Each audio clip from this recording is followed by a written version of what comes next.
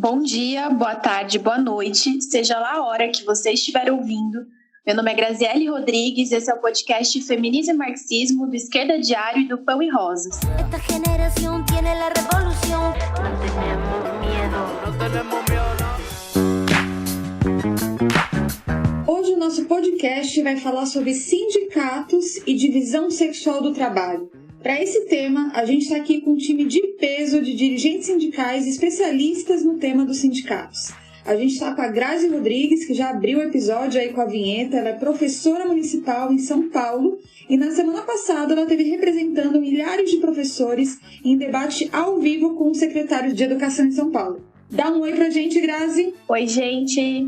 Também com a Fernanda Pelucci, que é diretora do Sindicato dos Metroviários, é uma das metroviárias demitidas em 2014, que com muita luta conquistaram a reintegração. Dá um oi pra gente, Fê. Oi, gente, é um prazer estar aqui. E também com a Isabel Inês, que é editora do suplemento Ideias de Esquerda, do Esquerda Diário. Dá um oi pra gente, Isa. Oi, gente. Bom, com a crise econômica e sanitária, é sobre as costas dos trabalhadores que os capitalistas querem descarregar a sua crise. E não tenhamos dúvidas que é nas costas das mulheres trabalhadoras que esse peso vai se sentir ainda mais forte. Isso se explica pela relação entre patriarcado e capitalismo, que a gente já debateu bastante em outros episódios, mas a gente quer hoje aprofundar no conceito sobre divisão sexual do trabalho, para entender os mecanismos do capitalismo na utilização da opressão de gênero para melhor explorar e designar as mulheres num lugar sempre subordinado. Mas a gente também quer pensar que a cada ataque que a gente sofre, como a reforma trabalhista, a reforma da Previdência, todas as medidas provisórias para nos atacar, a gente deve nos perguntar, afinal, para que servem os sindicatos? Por que os sindicatos separam a luta das mulheres da luta da classe trabalhadora? O que são as burocracias sindicais? Bom, a gente vai abordar todos esses temas aqui no episódio de hoje, porque pra gente essa discussão é decisiva para pensar um feminismo marxista, né? Ou seja, se a gente parte das definições da relação entre opressão e exploração de uma sociedade dividida em classes, então a gente tem que entender qual é o papel dos sindicatos na luta da classe trabalhadora e das mulheres, né? Seja um papel de luta ou, na prática, um papel de freio, como muitas vezes acontece, como que a gente vai atuar aí para combater isso. Num momento em que a gente está diante de um governo completamente anti-operário, como é o governo Bolsonaro e Mourão, isso se faz ainda mais necessário. Então vamos começar o episódio de hoje com a Isa contando um pouco sobre o conceito de divisão sexual do trabalho. Afinal, o que é isso? Oi, gente. Oi, Diana. Boa tarde, boa noite para todo mundo. Primeiro eu queria agradecer o convite e, bom, vamos lá. A gente pode dizer que a divisão sexual do trabalho é justamente o ponto determinante onde está localizada as bases materiais da opressão da mulher. Em síntese, o que a gente chama de patriarcado, é uma palavra inclusive que ficou bastante popularizada no último período, é justamente a expressão ideológica e material da divisão sexual do trabalho, onde por uma série de fatores históricos se atribuiu às mulheres as funções de reprodução social, ou seja, a limpeza, o cuidado, a alimentação, maternidade, e assim, no desenvolvimento histórico, a mulher foi excluída do processo do mundo produtivo e social. Inclusive, depois foi se criando uma ideia de que essas funções, né, domésticas eram características inerentes do que é ser mulher. E ainda atribuíram um valor moral, né? Ou seja, você tem que cumprir todo esse trabalho não pago, né, que é o trabalho doméstico, por amor. Tem uma definição bem interessante do Engels, né, no livro A Origem da Família, a Propriedade Privada do Estado, onde ele definiu: a primeira divisão do trabalho é a que se fez entre o homem e a mulher para a procriação dos filhos. Hoje posso acrescentar: o primeiro antagonismo de classes que apareceu na história coincide com o desenvolvimento do antagonismo entre o homem e a mulher na monogamia e a primeira opressão de classes com a opressão do sexo feminino pelo masculino. Enfim, para mim essa é uma das genialidades, mostra a genialidade do Engels e do Marx, que eles foram tentar e buscar, né, encontrar quais são as bases materiais e históricas para explicar a opressão da mulher, não aceitando todo um senso comum que tinha de uma certa predisposição biológica ou natural da posição da mulher como subjugada dentro da sociedade, né? Então, por isso que a emancipação da mulher, como conclusão disso, né, a emancipação da mulher só vai ser possível quando a gente justamente acabar com a propriedade privada e com a divisão sexual do trabalho. É impossível a gente pensar qualquer tipo de emancipação completa por dentro do capitalismo, que justamente se baseia na propriedade privada e na exploração do trabalho. Inclusive, tem na própria Revolução Russa, né, os revolucionários, os bolcheviques, tiveram discussões ardentes sobre a emancipação da mulher e todas passavam sobre a questão de socializar o trabalho doméstico, ou seja, tirar a mulher desse trabalho embrutecedor no lar e fazer dessas funções, como alimentação, limpeza e tudo mais, funções sociais, com lavanderias públicas, creches, restaurantes, tudo para conseguir emancipar a mulher, além de outras questões, como a legalização do aborto, a legalização do divórcio e outras questões mais.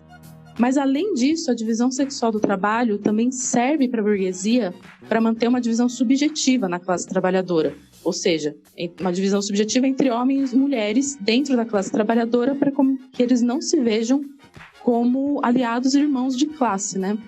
Sobre isso, é bem interessante a gente pegar o livro da Wendy Goldman, né, que é uma historiadora americana, o livro Mulher, Estado e Revolução, que ela mostra como a própria entrada da mulher no mercado do trabalho foi muito conflituosa com os outros trabalhadores que, influenciados pela ideologia patriarcal, viam na entrada da mulher no mercado de trabalho como uma ameaça a eles. Inclusive, ela cita alguns exemplos, vou citar só um aqui, que ocorreu na Inglaterra, quando o secretário do Congresso dos Sindicatos do Comércio foi ovacionado numa reunião em 1877, porque ele estava exigindo um salário familiar que permitisse que as mulheres voltassem às casas onde elas pertenciam, né?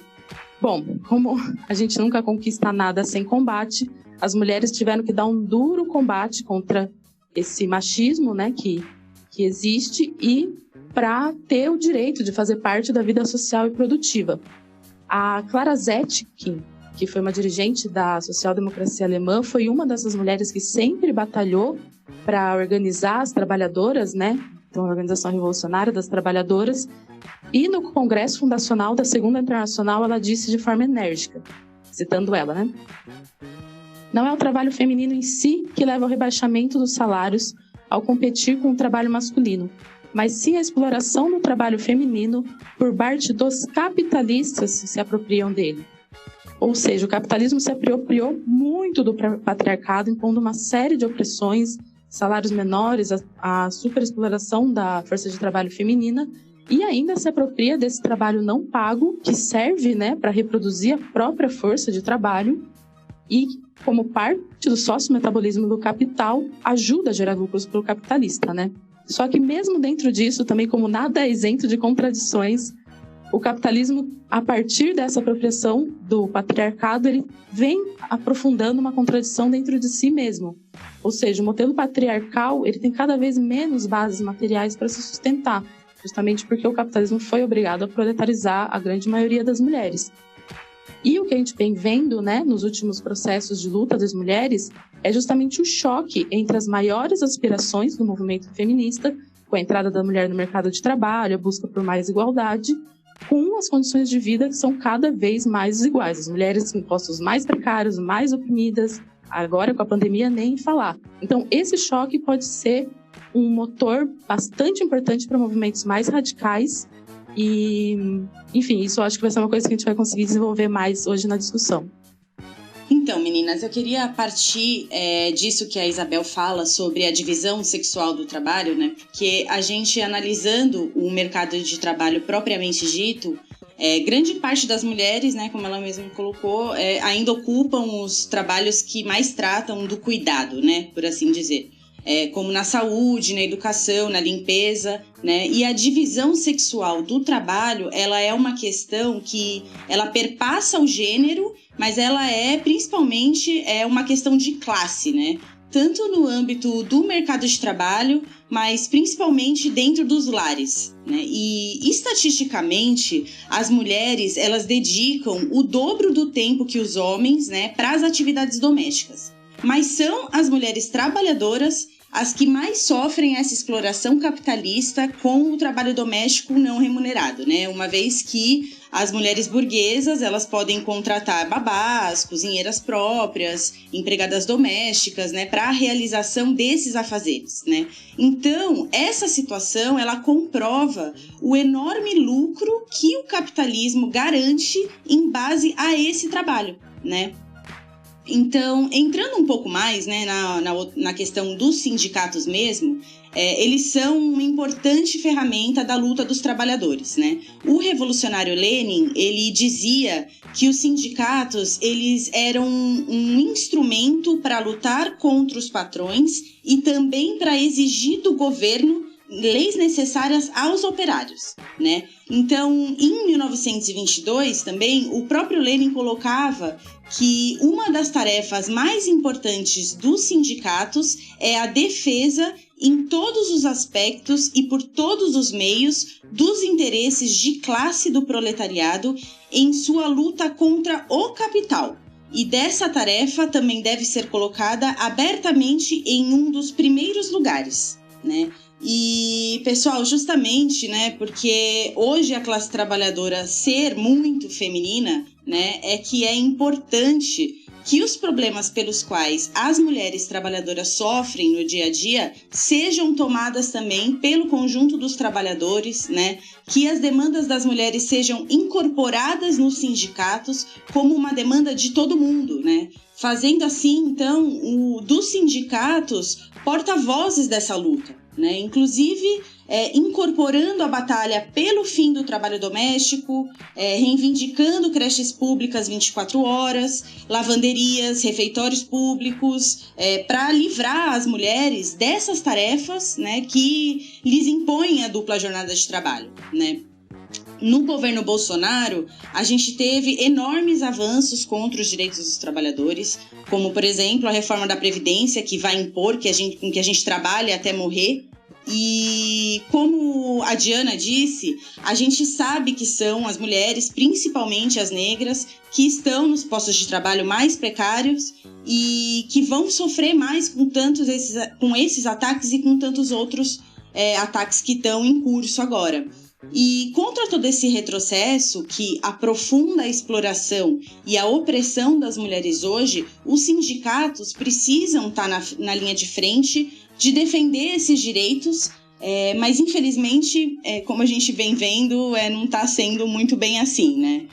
Primeiro porque a luta das mulheres, muitas vezes, elas ficam resignadas somente às mulheres, né? E segundo, que se a gente for analisar, né, se a gente for se pautar pelos sindicatos hoje, né, a gente se pergunta, né, o que eles estão fazendo, né?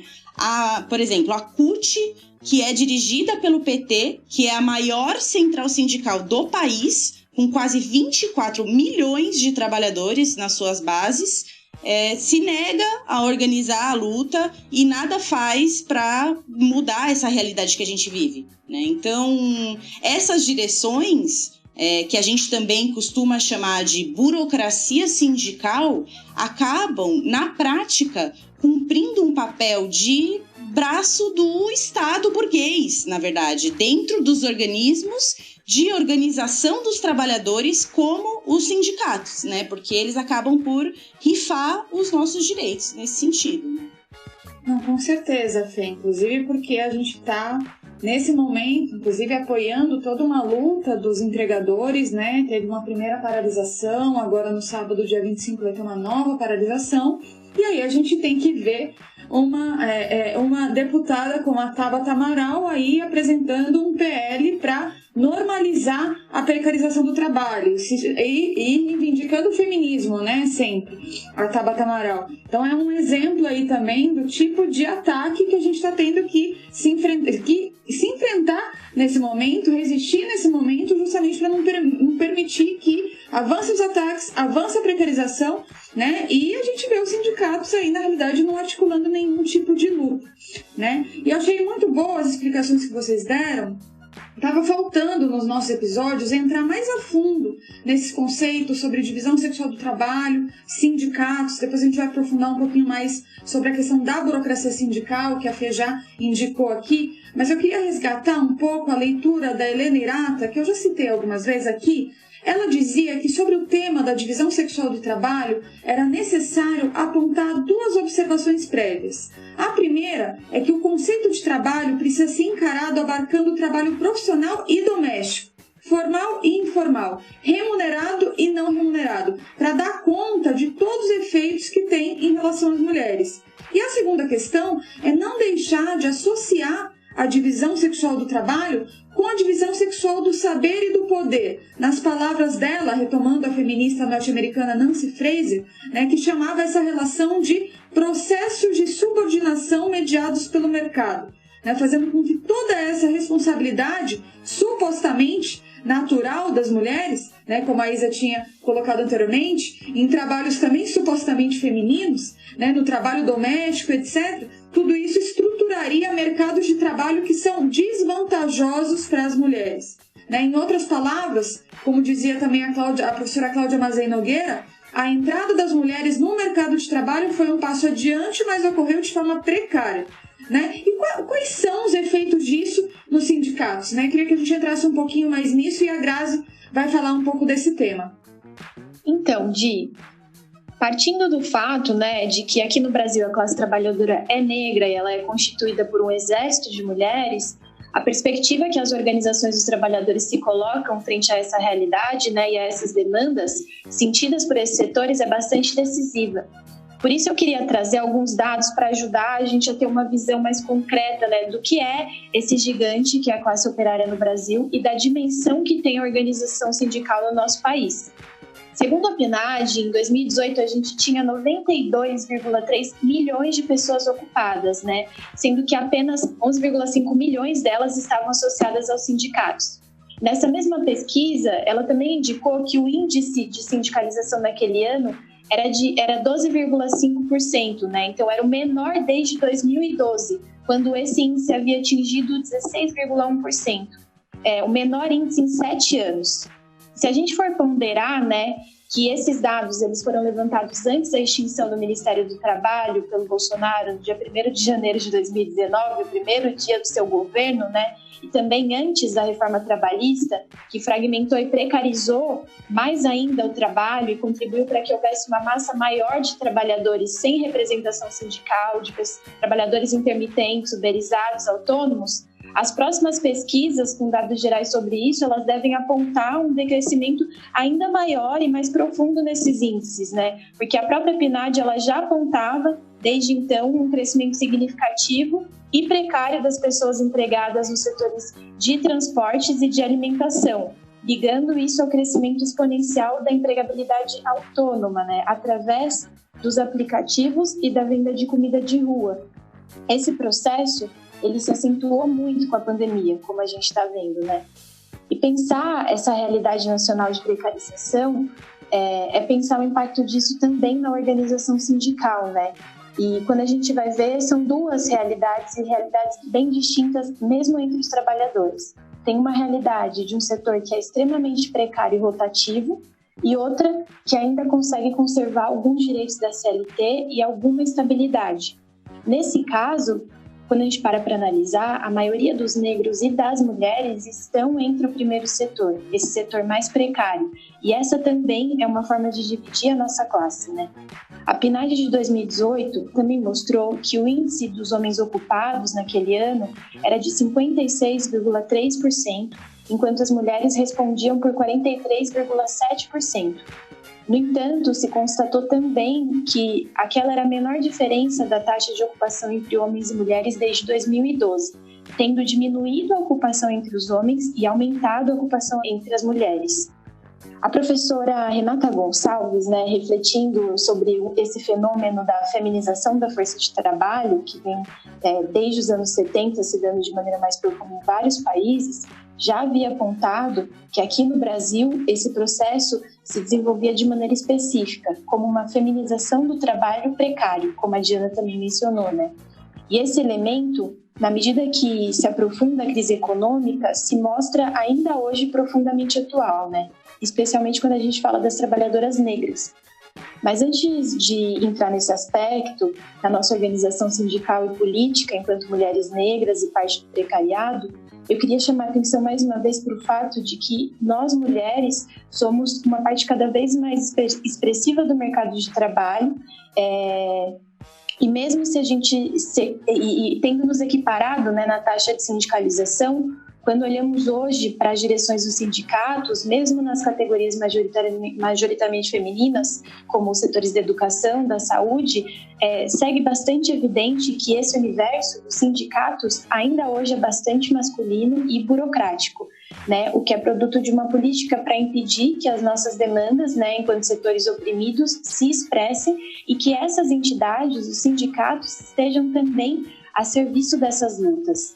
E prima nessa realidade um grande abismo, que na verdade ele é cavado pela separação estratégica, né, que tem essas direções burocráticas dos sindicatos, como a Fer citou, né, que separam as lutas corporativas das lutas políticas das mulheres e das mulheres negras.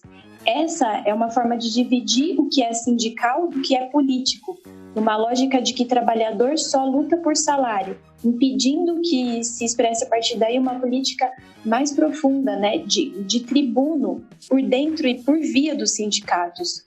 Então, com essas burocracias, né, falando das mulheres ou das nossas pautas só nos dias de festa, só para constar, e não fazendo disso uma prática de luta cotidiana. E não tem muitas pesquisas extensas sobre tudo isso, mas eu não queria deixar de ilustrar essa realidade, e eu vou usar a CUT, que já foi citada pelas meninas como um exemplo. A CUT, em 1993, aprovou na sexta plenária deles uma cota mínima de 30% e máxima de 70% para a participação de cada sexo na composição da diretoria dessa entidade, né? Isso, nesse contexto, não era uma resolução, era só uma recomendação. E em 2008 isso se transformou numa resolução estatutária e passou a ser uma regra, mas ela só pôde ser cumprida entre 93 e 2003.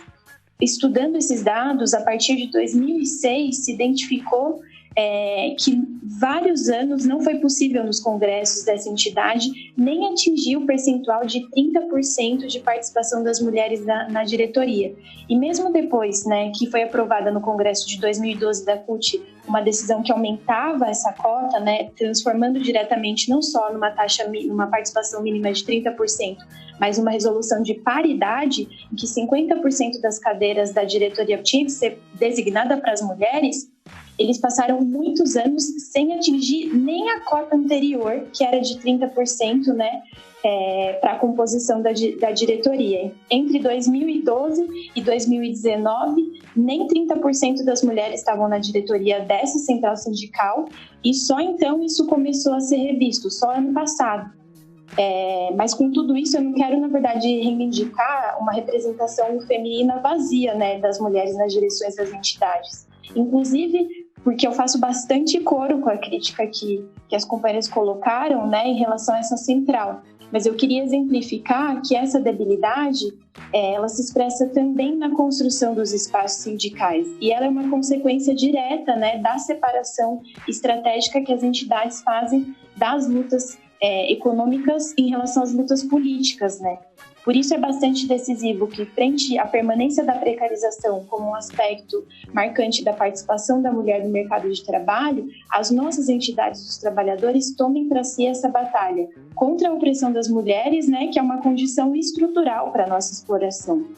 E por isso tem que ser a gente, as mulheres, a brigar e lutar para tirar as burocracias de dentro dos sindicatos, para que assim as nossas entidades possam servir de verdade para unificar a luta da classe trabalhadora através de um programa que se enfrente também contra a precarização, contra a terceirização, que trate os problemas, né, de toda a sociedade, como a legalização do aborto, as creches, a igualdade salarial, a efetivação de todos os terceirizados, como problemas dos trabalhadores e não só das mulheres e dos setores oprimidos, né?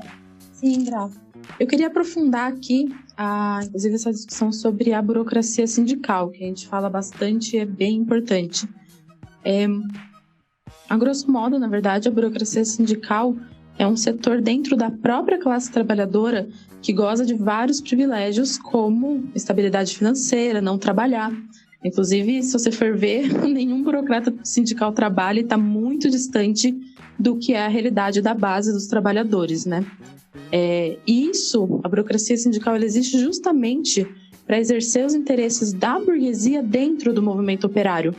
Esses privilégios, eles justamente criam um vínculo de existência entre as burocracias com o capitalismo, para que nunca as burocracias deixem que a luta dos trabalhadores questione o capitalismo justamente, né? Agora, com o desenvolvimento do capitalismo e com o aprofundar das contradições que veio junto com esse desenvolvimento, as burocracias sindicais, elas ganharam um papel ainda mais destacado na manutenção do consenso burguês. Isso é bem importante, essa definição. Isso porque seria impossível para o capitalismo, conforme ele foi se desenvolvendo e se expandindo, manter a estabilidade do seu domínio, né, de classe, apoiado apenas no parlamento e na repressão. Era necessário que ele desenvolvesse dentro da própria classe trabalhadora e da sociedade civil a extensão da influência do Estado, para daí conseguir, sim, cooptar e reprimir, mas a partir de agentes internos à classe.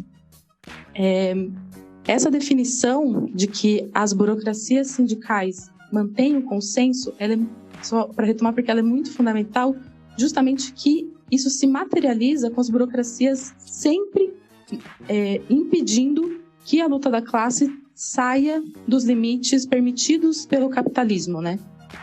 Ou seja, o papel fundamental é dividir a classe trabalhadora, manter a fragmentação da classe trabalhadora e essa divisão subjetiva e objetiva, e, ao mesmo tempo, impedir que o movimento operário ele surja como um sujeito independente, que ele se mobilize por fora dessa rotina sindical e consiga romper os limites da democracia burguesa, questionando as suas bases mais profundas, que é justamente a exploração de classe e a propriedade privada. Por isso que as burocracias não é só que elas traem as lutas, e elas traem muito, mas elas tentam impedir ao máximo que os trabalhadores percebam e tenham consciência da sua própria força em movimento e a centralidade que tem a classe trabalhadora dentro da produção capitalista. Daí é isso que as meninas já falaram antes de mim, né? Manter o trabalhador como se ele só lutasse para o salário e fazer como se as questões políticas da sociedade fossem algo externos a eles, né? Então, política a gente faz só de 4 em 4 anos indo lá votar. O revolucionário Leon Trotsky, né, ele tem uma definição interessante sobre os sindicatos, que ele coloca assim, né, entre aspas: na época atual, os sindicatos não podem ser simples órgãos democráticos como na época do capitalismo de livre concorrência. E já não podem permanecer por muito tempo politicamente neutros, ou seja, limitar-se à defesa dos interesses cotidianos da classe trabalhadora. E não podem ser também por muito tempo anarquistas, ou seja, ignorando a influência decisiva que o Estado tem na vida do povo e das classes. Por isso que, como a Fê falou, a gente luta para retomar esses espaços, né, que são espaços da classe trabalhadora, e tirar eles da mão desses agentes da burguesia dentro da nossa classe. E é nesse ponto que eu acho que a gente tem que localizar o papel das centrais sindicais. Tanto a UGT, a Força Sindical, que são abertamente patronais, golpistas, mas também a CUT e CTB, que já traíram vários processos, né? E que são ligadas ao PT, ao PCdoB.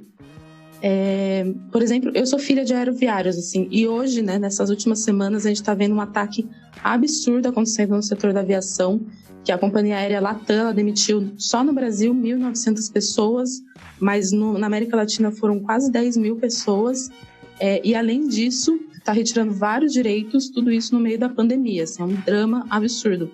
E a CUT dirige o sindicato de aeroviários, e durante todo esse período que a empresa estava ameaçando as demissões, em nenhum momento elas organizaram que fosse uma assembleia para os trabalhadores poderem colocar sua indignação frente a isso, né? Poderem se organizar. Na verdade, o sindicato manteve os trabalhadores numa posição de espera e de expectativa frente às negociações. Em nenhum momento eles se colocaram contrário às demissões. Pelo contrário, o que o sindicato fez foi ficar negociando as formas menos piores de demitir, digamos assim, que em última instância era quase a mesma proposta da empresa, que era PDV e licença não remunerada, né? Então é um drama, tipo, é um exemplo, na verdade, de uma traição aberta no momento que é de pandemia e desemprego massivo, assim. Mas também, para aprofundar a reflexão, assim, outro fato emblemático para a gente ver o papel que as burocracias tiveram em desarmar a nossa classe, né, a classe operária nesses últimos anos, e como elas têm um papel bastante central também no que foi todo esse processo que abriu espaço para o ascenso da direita no Brasil e o crescimento de um próprio ceticismo da força dos trabalhadores, né?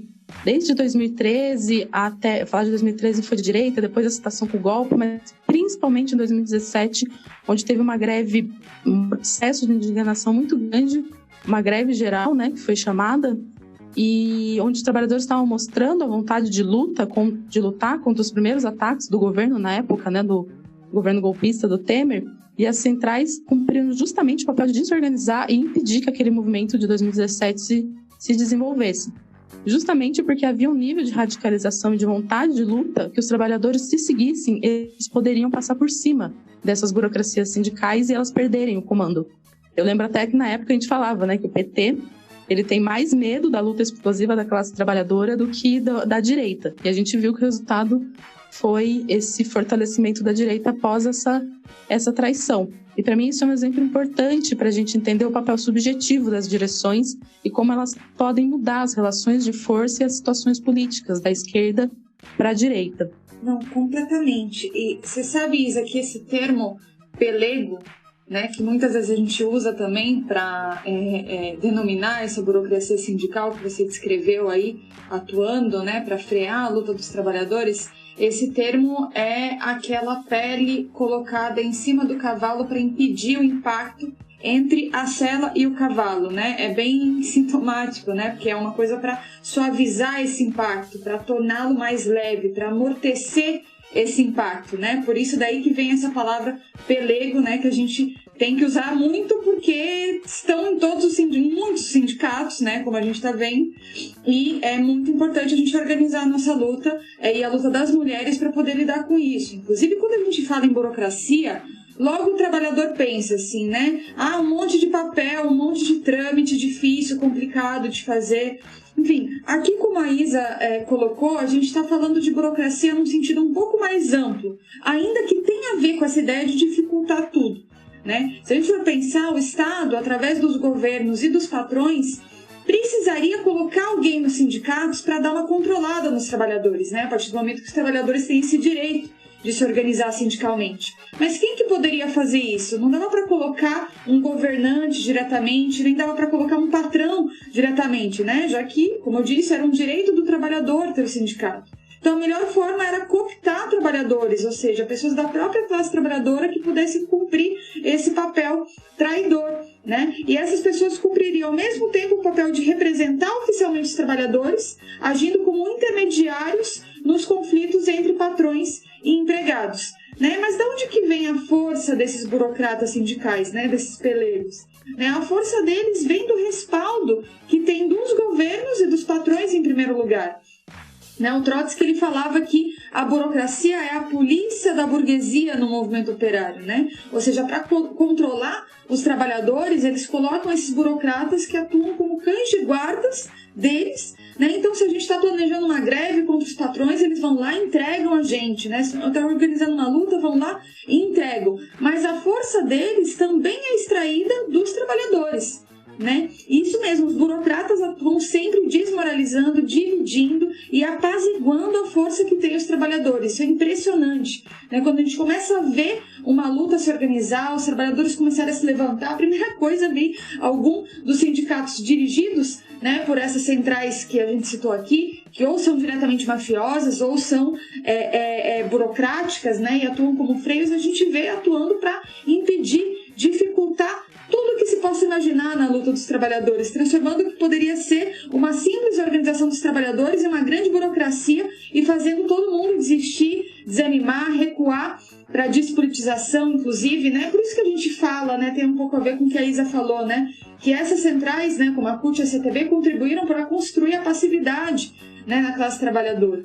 Então, o que eu acho que é importante ver né, é justamente que os trabalhadores conquistaram o direito de ter sindicatos, né, que deveriam ser ferramentas de luta para defender os trabalhadores, mas esse mesmo Estado que concedeu isso criou uma estrutura sindical para controlar e impedir que, de fato, a gente pudesse se organizar, né? Como isso não foi suficiente, foi metendo ali um monte de gente para impedir a nossa organização, né? O resultado disso é que a maioria dos sindicatos no Brasil está hoje nas mãos dessas burocracias sindicais, como a Isa e a Grazi colocaram, e não nas mãos dos trabalhadores, né? O que faz com que muitos trabalhadores fiquem desacreditados dos sindicatos e tirem a conclusão equivocada de que os sindicatos já não servem para nada, né? Inclusive porque eles sempre atuam para separar as lutas, né? Existem muitos sindicatos, enfim, nós atuamos em sindicatos, a própria Fernanda está ali no Sindicato dos Metroviários, mas justamente defendendo uma política revolucionária, uma política de auto-organização dos trabalhadores, para enfrentar de fato os ataques, e não ter nenhuma conciliação, né, com esse governo Bolsonaro que está colocado aí, e sempre ter uma política de denunciar o que as burocracias estão fazendo. Sem isso é impossível a gente organizar a nossa luta. Nossa, gente, tudo isso que vocês falaram eu acho muito importante, assim, e eu acho que isso aí que a Di falou, né, esse esforço parece constante, né, que a burocracia faz para dividir a nossa luta todos os dias, assim, porque no metrô mesmo, assim, a gente tá presenciando agora, né, nesse mês, um exemplo, né, que é totalmente recente, assim, porque a gente que é metroviário, a gente está sofrendo vários ataques da empresa agora, né, agora mesmo, no meio da pandemia, quando a gente está na linha de frente, né, sendo contaminado por Covid todos os dias, centenas de companheiros metroviários contaminados. E aí a gente tá em luta, né? Assim, estamos, enfim, com indicativo de greve e tudo mais durante praticamente o mês inteiro. Mas, e uma parte do sindicato, né, nosso, que é do Sindicato dos Metroviários, que é dirigido, né, pelo PCdoB, que também compõe a CTB, né, a Central Sindical, defendeu, né, que a gente, em certo momento dessa batalha, que a gente esperasse por uma decisão do Bolsonaro, que é a MP, né, 936, um veto que eles estavam esperando, né, que poderia assegurar o nosso acordo coletivo em meio à pandemia e que, obviamente, não deu certo, né, porque... E esse setor do PCdoB, ele dividiu a nossa categoria, né, para não votar greve, né, no momento, inclusive, que os entregadores de aplicativo estavam armando uma enorme batalha no dia 1º e a gente tinha a possibilidade de unificar nesse dia e, enfim, né, dividiu mais uma vez, né. Então, assim, você imagina, né, esperar do Bolsonaro uma canetada para dar uma saída para os trabalhadores, né, e frente aos ataques que a gente está sofrendo, né? É um mínimo absurdo a gente esperar do Bolsonaro alguma coisa, alguma resposta para os nossos problemas, né?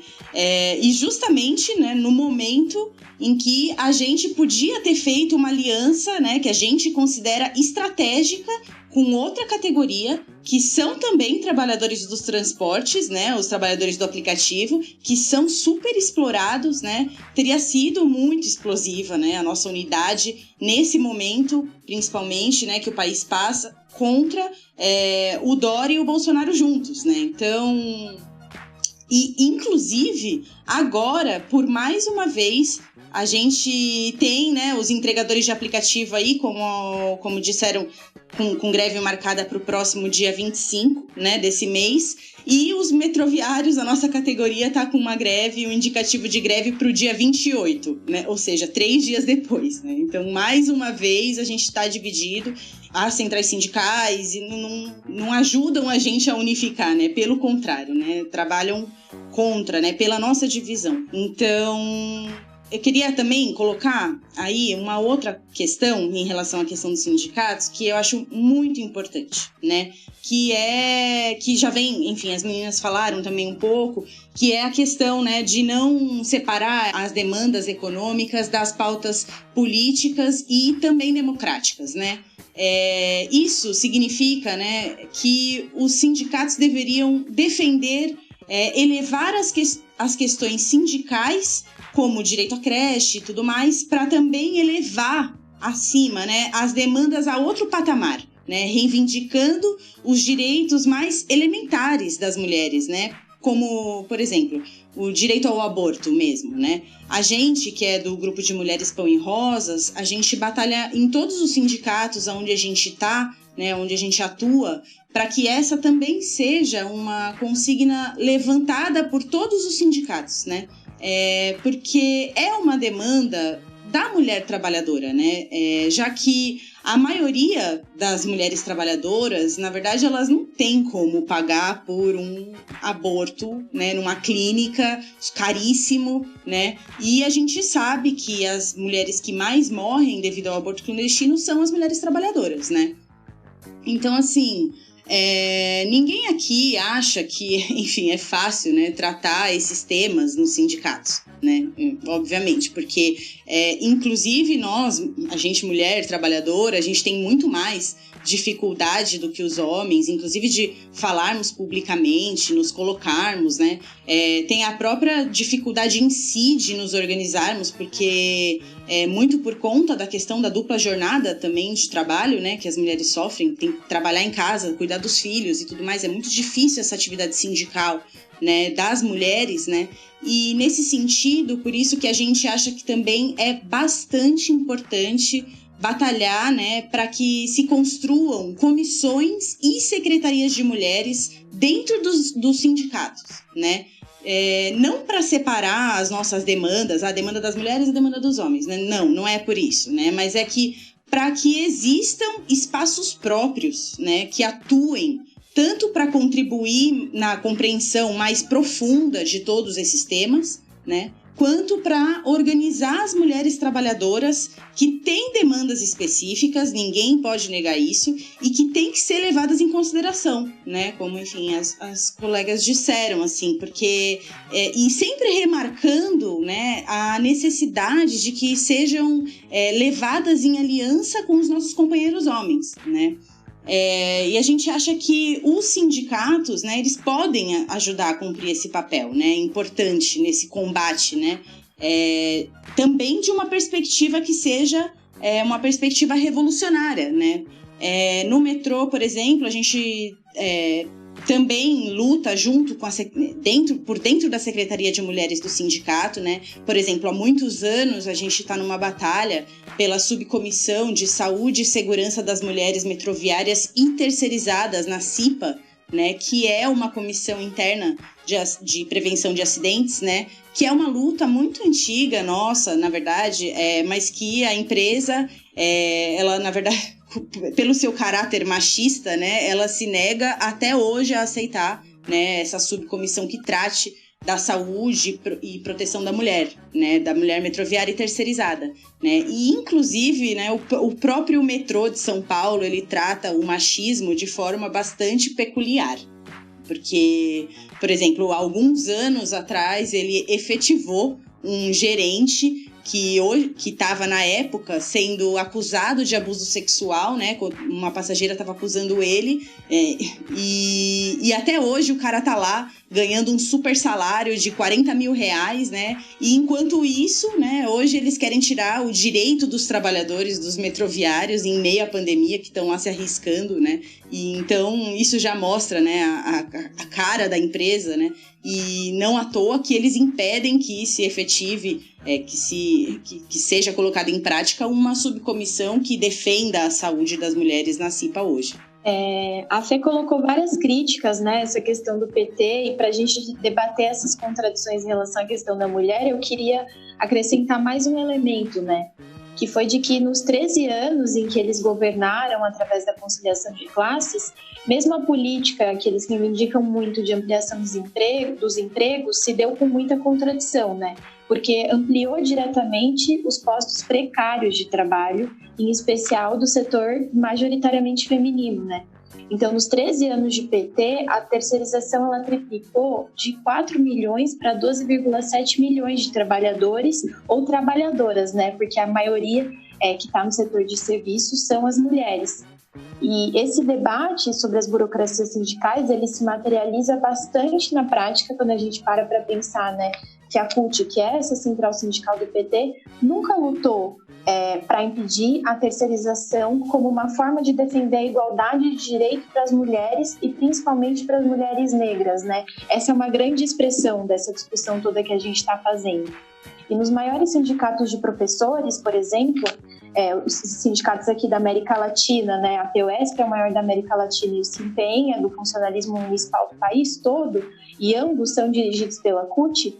A gente, que é da nossa classe, do Pão e Rosas e do Quilombo Vermelho, sempre defendeu, né, que essas entidades elas incorporassem, por exemplo, a bandeira da efetivação sem concurso das trabalhadoras terceirizadas. Exatamente porque essas mulheres já provaram, né, que podem realizar esse trabalho e não deveriam, exatamente por serem mulheres, por serem negras, por cumprirem um papel essencial, né, receberem salários tão inferiores aos trabalhadores efetivos, né? Isso mostra, na verdade, essa profunda contradição que recai sobre as costas das mulheres. E, infelizmente... Grazi, só um comentáriozinho à parte do que você está falando, porque é muito importante essa questão da efetivação. E eu queria relembrar que mesmo numa central sindical dirigida majoritariamente, dirigida pela esquerda, né, pelo PSTU, que é a CSP com Lutas, demorou 10 anos para ser aprovado essa bandeira da efetivação sem necessidade de concurso público, e mesmo assim até hoje não é uma campanha concreta que é levada nesses sindicatos dirigidos pela esquerda, né? Isso também foi uma grande batalha que a gente deu e é importante remarcar isso. Nossa, com certeza, Di. Inclusive porque a gente, nesse sindicato se empenha, a POSP é parte das fileiras da oposição, junto com a militância do PSTU, e eles nunca dão essa batalha pelas terceirizadas, apesar de ser uma demanda aprovada pela CSP com Lutas, né? Então mostra, na verdade, como na prática isso não se efetiva nem entre os setores que batalham por isso. E como eu estava falando, se nem essas centrais, né, a CSP, por exemplo, que é uma central de esquerda, vai até o final nessa reivindicação, quiçá a CUT, a CTB, essas centrais que são diretamente burocráticas, né? Por isso, historicamente, até hoje, eles se opõem a essa reivindicação que a gente sempre defende, nos congressos, nas plenárias, nos espaços deliberativos. E em outros momentos, como no Congresso do SINPEM, por exemplo, do ano passado, eles impediram, inclusive, que a gente aprovasse a criação de uma secretaria de negros e negras no sindicato, né? Que a gente, do nossa classe, também levou e defendeu, que mostra, na verdade, como eles se calam mesmo para as questões democráticas, né? E mais profundamente do que isso, o quanto é vital para essas burocracias manter os trabalhadores nos limites das lutas econômicas e separar cada vez mais as questões políticas e sociais das demandas econômicas, né? Eximir, na verdade, que os sindicatos que deveriam organizar os trabalhadores tenham que responder aos grandes problemas. E se houvesse uma organização dos negros e das negras nos sindicatos, dos setores de trabalhadores, né, que tem uma posição antirracista, a gente poderia, inclusive, ter criado aqui desde o Brasil uma grande solidariedade ao movimento Black Lives Matter nos Estados Unidos, a partir de sindicatos importantes como esses, de sindicatos como dos metroviários, né, por exemplo, e outros imensos do país que são dirigidos por essas centrais, mas que separam as lutas, né? E mesmo pensando esse momento da pandemia, se houvesse esse posicionamento claramente, né, em relação às demandas democráticas e contra as opressões, isso poderia ter sido uma ponte para a gente potencializar várias coisas, por exemplo, várias ações de solidariedade na educação, né, que a gente vem fazendo agora, né, como forma de realizar campanhas de arrecadação de alimentos nas escolas, a potência que teria sido se o SINPEM, o nosso sindicato, né, tivesse se colocado para ajudar nessa organização de maneira mais ampla em toda a cidade, como uma forma de levar solidariedade à família dos estudantes que estão passando necessidade, que não é um mero detalhe que sejam os estudantes negros, e mesmo para as famílias das trabalhadoras terceirizadas que foram demitidas. E o sindicato se omitiu, inclusive, de se enfrentar com a prefeitura em relação a essas demissões no contexto da pandemia, sabendo que as terceirizadas são as mulheres negras e foram as primeiras a sentir esse efeito da crise, né? E com essa expansão, né, da precarização, o capitalismo está criando uma grande contradição dentro de si, e é muito importante pontuar nisso, né? Porque ele está expandindo setores precários que são, ao mesmo tempo que sem tradição de luta nos moldes convencionais e sem sindicalização, mas que faz com que os métodos tradicionais de contenção dos sindicatos também possam se expressar com mais debilidade em relação a essas categorias, né? Deixando aí todo um espaço para que surjam movimentos explosivos, como que a gente viu dos entregadores de aplicativo, né, que são precarizados. E eu acho que por isso que a questão da auto-organização, né, dessa organização desde a base, é muito importante frente a essas burocracias que vão barrar as lutas da classe trabalhadora, né, e da própria classe que vai ser obrigada, né, exatamente por causa dessas novas formas de trabalho, a encontrar outros meios de se organizar e passar por cima dessas direções e se enfrentar contra a precarização. Por isso que foi tão importante essa paralisação internacional que os entregadores realizaram no dia 1º de julho, né, em meio à pandemia, porque eles são um exemplo de uma categoria profissional das mais expostas à contaminação pela Covid, assim como são as trabalhadoras domésticas e da saúde, e que conseguiram se organizar, né? E essa paralisação dessa categoria, que é também jovem e negra, e que cresceu muito depois de 2016, né, é um exemplo desse crescimento através da informalidade, mostra pra gente que a gente não pode e não deve aceitar de braço cruzado que sigam nos roubando direito, inclusive à vida, através da exploração do trabalho e que descarreguem a crise nas nossas costas, né? Os entregadores de aplicativo, eles paralisaram o trabalho deles, apesar das grandes direções sindicais do nosso país e de centrais traidoras como a UGT, que deveria representá-los, né? Imagina a UGT organizando uma paralisação internacional de trabalhadores, impensável. E os entregadores foram lá, se auto-organizaram pela base e deram um grande exemplo, né? E a gente precisa pensar nossa solidariedade, inclusive para ajudar a arrancar os direitos desses trabalhadores e exigir o que é deles desses monopólios como a Rappi, como a Uber, como a iFood. Inclusive, eu não sei se vocês viram, mas eu achei bastante absurda a propaganda da 99, né, que é essa empresa de transporte por aplicativo, igual a Uber, que contou com a participação da filósofa Djamila Ribeiro, né, onde ela reivindica as medidas sanitárias da 99, apesar dela nunca ter criticado abertamente a uberização do trabalho, que recaiu em forma de precarização sobre as costas da população jovem e negra. Ela também nunca se posicionou, né, em solidariedade a essa paralisação específica do dia 1º, mas infelizmente ela se colocou de maneira acrítica do lado dessa empresa capitalista, né, que é um exemplo de como os capitalistas se utilizaram da combinação de opressão e exploração, que é uma grande contradição, ainda mais pensando que essa filósofa se dirige às massas negras e de mulheres negras, né, que sentem na pele como o capitalismo se utiliza dessa dobradinha, né. E eu acho que isso acende um alerta bastante importante, que assim, né, como as centrais sindicais, a estratégia defendida, né, por várias das referências ideológicas, mesmo de um setor mais de vanguarda, tem passado bastante longe do objetivo de destruir esse sistema de miséria e opressão, né, apesar de discursos bastante progressistas. Então, para a gente que defende uma estratégia feminista e marxista, definitivamente isso não serve, né? Nossa, totalmente, Grazi. A parte que você falou que os sindicatos poderiam ter cumprido um papel aqui organizando solidariedade à luta dos movimentos negros nos Estados Unidos e que isso poderia ser parte, inclusive, de a gente lutar contra o racismo e a polícia absurdamente assassina e racista no Brasil, teria, assim, mudaria tudo, né? Seria outra situação hoje para a gente pensar as lutas da classe trabalhadora e da população negra, assim, realmente muito interessante. E também retomando isso que você tinha colocado, né, que também, né, tratando da população negra e dos precários, essa hipótese, né, de que eles podem ser a entrada em cena desses setores pode ser um motor para movimentar os setores mais tradicionais dos trabalhadores, queria colocar aqui como isso também se intersecciona com a questão da mulher, justamente porque a classe trabalhadora, ela está cada vez mais feminina e são as mulheres que estão nesses postos de trabalho mais instáveis e precários. Então aí, para mim, se combina essas duas hipóteses, né?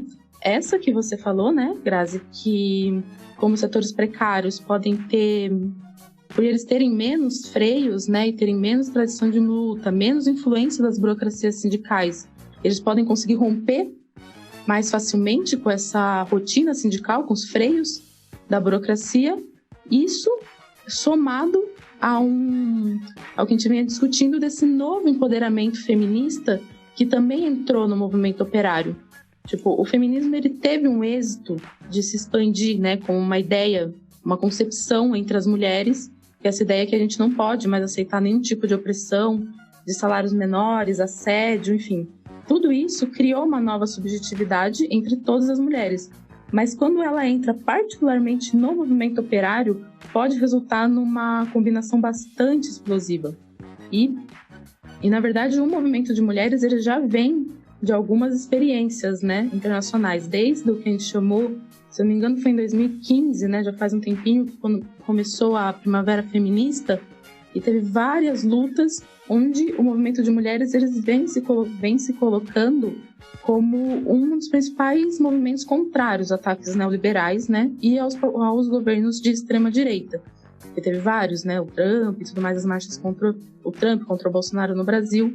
E, inclusive, se a gente for ver os 8 de março, né, os Dias Internacionais de Luta das Mulheres, cada vez mais eles vêm se tornando dias mais reais, digamos assim, né, tipo, tendo elementos mais espontâneos, mais combativos, que é bem diferente do que daqueles dias que as burocracias adoram, que é aqueles dias rotineiros, meio festivos e tal, que não tem nenhum aspecto de combate, né?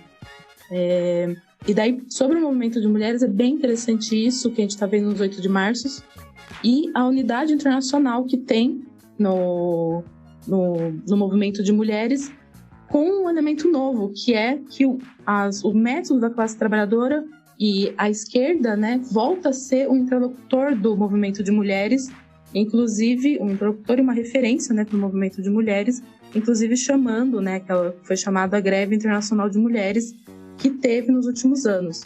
Então, acho que são todos aspectos de mudança de subjetividade do feminismo, né, do movimento de mulheres, também em particular, somado a essa feminização do trabalho. Daí aqui eu queria só tocar num conceito para seguir o debate, que para mim ajuda bastante no debate para a gente entender, é um conceito do Gramsci que se chama Estado Integral. Em algum sentido, o próprio nome já ajuda a entender o que é, e a gente já vem falando aqui, né? Que seria a expansão da influência do Estado na sociedade civil. Ou seja, não existe nenhum espaço vazio, né? Tudo o Estado capitalista ele tem sua influência ideológica, seus freios, seus métodos repressivos. E ele se apoia principalmente na burocratização e na estatização dos sindicatos. Só que a questão é que o próprio Estado integral, com o desenvolvimento do capitalismo, principalmente agora no neoliberalismo, com a extrema urbanização das cidades, né? O primeiro momento onde tem mais pessoas morando em cidades do que no campo, né? A expansão da classe trabalhadora e a diversificação dela, o Estado teve que criar novas formas de conseguir conter e influenciar a sociedade civil e a classe trabalhadora. Então, ele desenvolveu novas burocracias ligadas aos movimentos sociais. Então, estatizou e burocratizou setores do movimento de mulheres, movimento LGBT, movimento de moradia. Sobre isso, no livro Estratégia Socialista e Arte Militar, do Emílio Malmanti e do Matias Maiello, que eu recomendo para todo mundo, inclusive é muito bom, eles dão uma definição que ajuda a gente. Eles falam assim: de conjunto, aquelas novas burocracias, essas, né, dos movimentos, de conjunto, aquelas novas burocracias e as mais tradicionais do movimento operário, que são os sindicatos, né, as burocracias sindicais, interatuam de forma complementar. Por um lado, essas últimas, os sindicatos, restringem as organizações sindicais aos setores mais altos da classe trabalhadora, aos nativos e predominantemente brancos de sexo masculino. E, por outro lado, essas novas burocracias dos movimentos atraem os setores mais precários, os migrantes, os negros e as mulheres, atuando para separar. Então, o que eles fazem? É para separar, como se cada luta estivesse numa caixinha. Então, o movimento negro trata da questão negra, o movimento de mulher da questão da mulher, LGBT, questão LGBT. E todos eles de forma separada e principalmente afastado de qualquer ligação com uma estratégia operária de ruptura com o capitalismo. Essa é uma novidade histórica para a gente pensar. E a gente, né, no movimento de mulheres, justamente a gente atua para tentar romper essa divisão forçada que tem, né, feita pelas burocracias e pelo Estado, e que o Estado, né, e as burocracias impõem, e tentar romper essa divisão e unificar os setores da classe trabalhadora, os efetivos, os terceirizados, as mulheres, os negros, para que justamente seja a classe trabalhadora e os setores oprimidos que se coloquem à frente de resolver os principais dramas atuais, assim, e que não fiquem reféns de políticas ou eleitoralistas, ou reformistas, ou qualquer freio burocrático.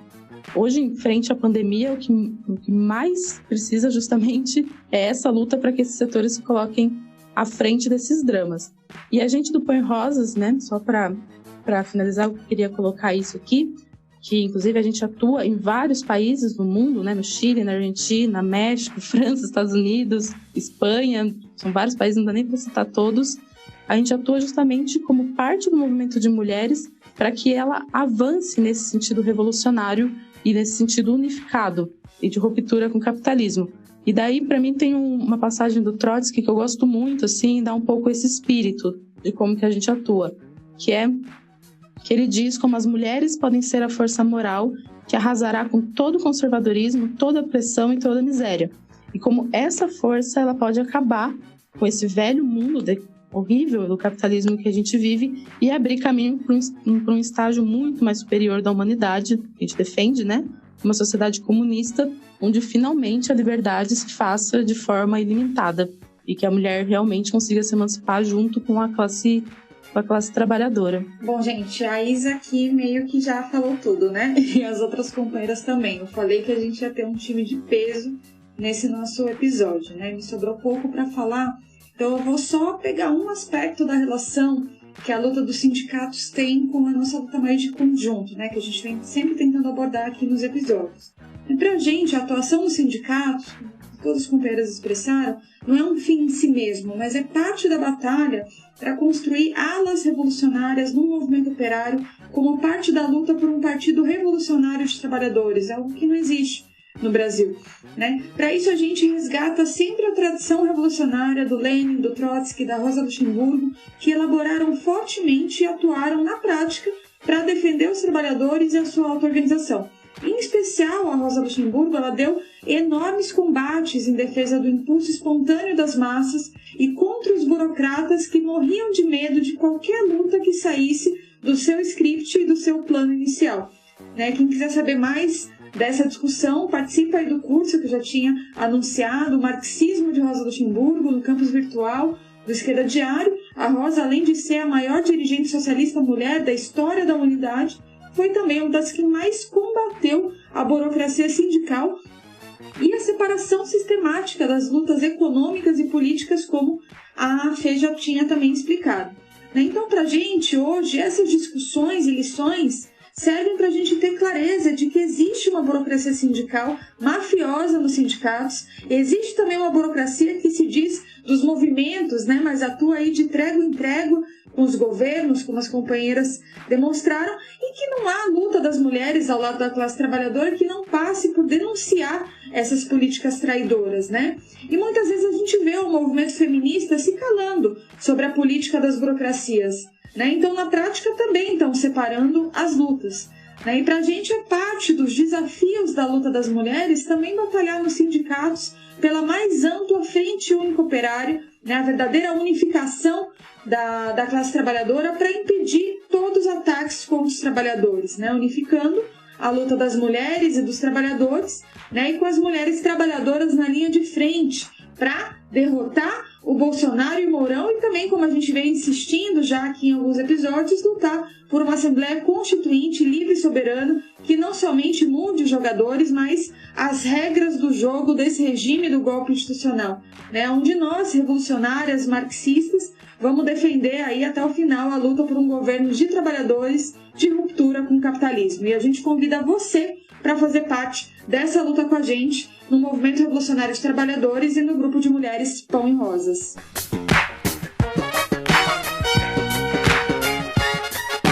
Gente, obrigada pela participação hoje. Realmente estava faltando esses temas aqui no nosso podcast, o tema dos sindicatos, da divisão sexual do trabalho. Foi muito importante. Eu queria agradecer muito vocês. Valeu, Grazi, Isa, Fê. Muito obrigada pela participação. Obrigada, gente. Foi muito bom falar um pouco aqui com vocês. Fiquei muito feliz com o convite. Também queria agradecer, adorei. Me convide mais que eu adorei participar. Com certeza, Isa. Você vai ser sempre convidada. Muito bom. Obrigada, gente. Prazer enorme vir aqui falar com todos vocês. Espero que todos os nossos ouvintes tenham gostado. Peço para que curtam e compartilhem também o nosso podcast. E até a próxima, gente. E é por tudo isso que nós, mulheres, lutamos. Não somente pelo direito ao pão, mas também pelo direito às rosas.